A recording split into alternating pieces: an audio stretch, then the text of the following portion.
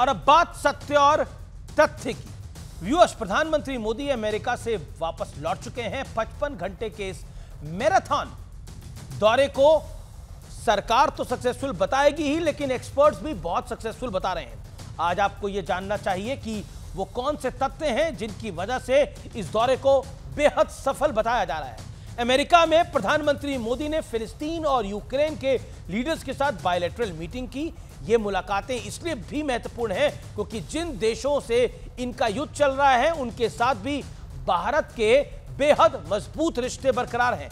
America दौरे में प्रधानमंत्री मोदी ने अमेरिका के टॉप टेक कंपनियों के सीईओज के साथ एक बड़ी इंपॉर्टेंट मीटिंग करी। इस दौरान पीएम मोदी ने सभी को भारत में प्रोडक्शन, रिसर्च और डिजाइन करने का न्योता भी दे डाला। गूगल के सीईओ सुंदर पिचाई ने कहा कि मोदी एआई के जरिए भारत को बदलने की सोच पर लगातार काम कर रहे हैं। दूसरी ओर कुछ दिन पहले राहुल गांधी भी अमेरिका में थे। उन्होंने भी कुछ लोगों के साथ मुलाकात की थी।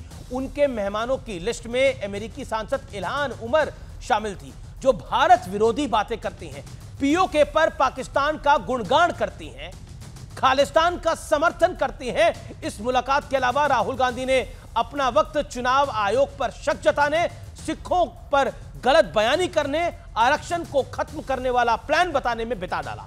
जबकि प्रधानमंत्री मोदी ने जो बाइडेन के साथ मीटिंग में प्रीडेटर ड्रोन और तेजस के जेट इंजन की डील को लगभग फाइनल कर दिया, पक्का कर दिया। इसके अलावा 31 MQ-9B स्काई गार्जियन और सी गार्जियन ड्रोन खरीदने पर भी बात पक्की हो गई है। इतना ही नहीं, जो बाइडेन ने यूनाइटेड नेशंस सिक्योरिटी काउंसिल में बदलाव करने की भारत की मांग का समर्थन भी कर डाला है।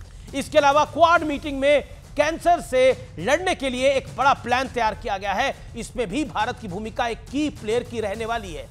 खास बात यह है कि अमेरिका ने प्रधानमंत्री मोदी को 297 यानी 297 ऐसे आर्टिफैक्ट सौंपे हैं जो तस्करी के जरिए अमेरिका पहुंचे थे। यानी यहां भी देश की बात। अंतर साफ है, एक देश के दो नेता जब विदेश में जाते हैं तो उनका आचरण कैसा होता है, वो वहां देश की कैसी छवि बनाकर वापस लौटते हैं। इसके अलावा भारत की विदेश नीति में भी अंतर साफ दिखाई दे रहा है। व्यूअर्स, भारत अब अपनी शर्तों पर दुनिया के साथ संवाद करता है। भारत दुनिया की सुनकर नहीं, अपने देश का नफा नुकसान देखकर देश हित में फैसले लेता है। और यह बहुत बड़ा बदलाव है भारत की विदेश नीति के अंदर।